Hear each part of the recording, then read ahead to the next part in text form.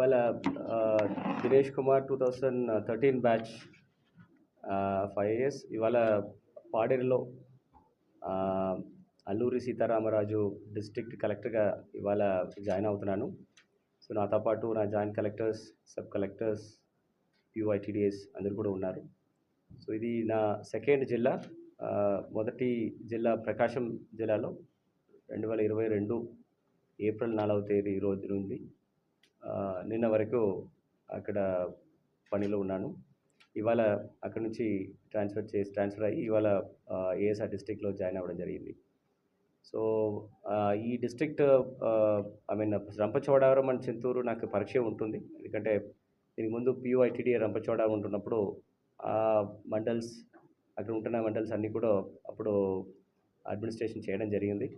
So tribals గురించి, tribal ఏరియాస్లో ఉంటున్న సమస్యల గురించి, వాళ్ళు ప్రయారిటీస్ గురించి పూర్తి అవగాహన ఉంది నాకు. అది మాత్రం కాకుండా ఇప్పుడు ఉంటున్న ఈ జిల్లా almost all the ITDS, major ITDS Paderu కానీ, రంపచోడవరం కానీ, అటు చింతూరు కానీ, ఐటీడీఎస్ అన్నీ కూడా కలిపి ఒక జిల్లాగా మార్చేసేసి దానికి ఒక డిస్ట్రిక్ట్ అడ్మినిస్ట్రేషన్ ఒక కలెక్టర్గా పెట్టడం చాలా సంతోషము. ఫస్ట్ ఆఫ్ ఆల్ ఇంత పెద్ద ఆపర్చునిటీ, ఇంత ఒక ఛాలెంజింగ్ టాస్క్ నాకు మీద నమ్మకం పెట్టి ఇచ్చిన గౌరవ ముఖ్యమంత్రి వారికి అండ్ ఆల్ ఉన్నత అధికారులందరికీ కూడా ప్రత్యేక ధన్యవాదాలు తెలియజేసుకుంటున్నాను. ఇది మాత్రం కాకుండా నా దగ్గర ఇంత ఛాలెంజింగ్ టాస్క్ ముందుకు తీసుకువెళ్ళడానికి ఒక మంచి టీం ఉన్నారు. యంగ్ అండ్ డైనమిక్ ఆఫీసర్స్ నాతో ఉన్నారు. ఖచ్చితంగా ట్రైబల్స్ ఉంటున్న సమస్యలు, వాళ్ళకున్న గ్రీవెన్సెస్ ఏమున్నాయో ఖచ్చితంగా ఫస్ట్ హ్యాండ్గా వాళ్ళతోనే కలిసి వాళ్ళ దగ్గర ఫీడ్బ్యాక్ తీసుకొని అది అన్నీ కూడా పరిష్కారం చేయడానికి అందరూ కూడా సిద్ధంగా ఉన్నాము, ప్రయత్నం కూడా చేస్తాము.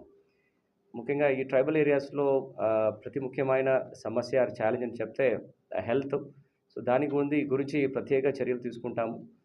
ఇప్పుడు దాకా ఏమేమి అన్కనెక్టెడ్ హ్యాబిటేషన్స్, ఏ హ్యాబిటేషన్స్లో ఇప్పుడు connectivity in the sense road కానీ ఆర్ మొబైల్ కనెక్టివిటీ ఎక్కడెక్కడ లేదో ఆ లొకేషన్స్కు ఆల్రెడీ గతంలో ఉంటున్న 2 కలెక్టర్స్ కూడా have done a wonderful job.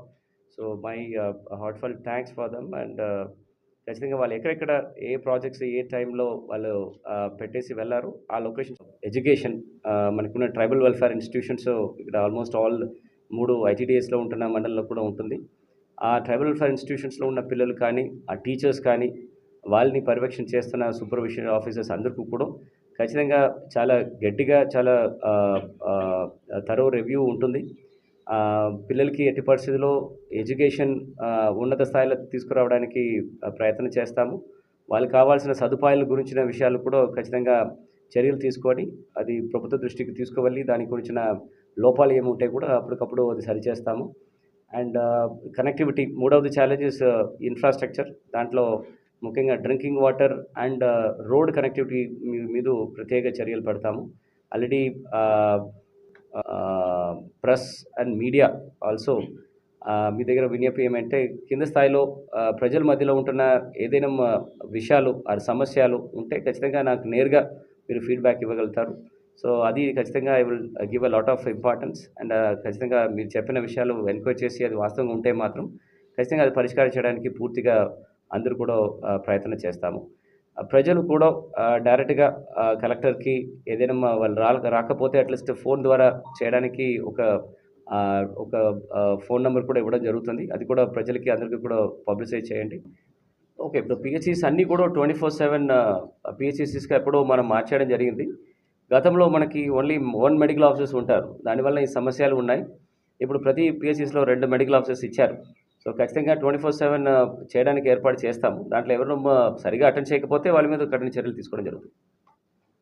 చాలామంది